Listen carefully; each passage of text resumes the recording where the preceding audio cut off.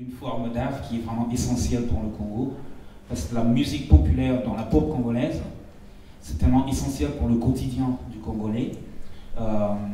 Je me demande qu'est-ce qu'on serait sans cette musique. Et donc, en discutant avec Flamme, est née cette question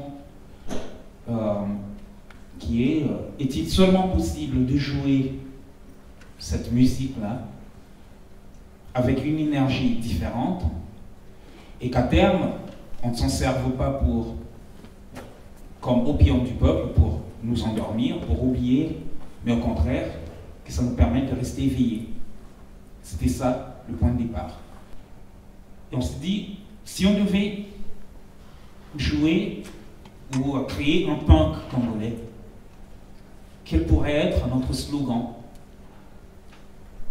J'ai dit, ça ne peut pas être « No future », comme l'ont crié les punks, parce qu'on ne peut pas détruire ce qu'on n'a pas. Et on a dit, ben, si ça ne peut pas être no future, donc il faut que ce soit alors plus d'avenir, more future. Parce qu'on dirait que dans un pays où tout le monde est en train de détruire quelque chose, la seule manière d'être subversif, d'être punk, c'est d'être positif, de construire. À partir de cette réflexion, on a commencé à travailler, d'abord juste tous les deux, juste Flamme et moi. Et au départ, il s'agissait juste qu'il joue et que cette énergie qui venait de ses doigts, avec l'aide de l'électricité, bien sûr, comment ce son me traverse, comment ce son met en mouvement mon corps, comment mon corps résiste, comment mon corps va avec ces flots.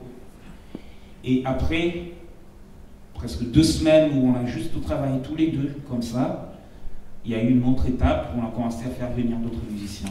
Et c'est comme ça qu'est né le projet. Et plus tard, sont intervenus 2 autres artistes. D'abord un poète, un ami d'enfance,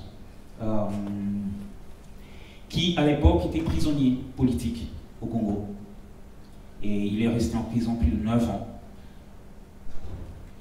Et Antoine Vumilia, qui a écrit tous les textes, je suis allé le voir en prison et je lui ai juste dit, écoute, je vais faire un spectacle qu'on va appeler More Future. Toi qui es en prison, toi qui as été condamné à mort, quand tu entends ça, qu'est-ce que ça t'évoque?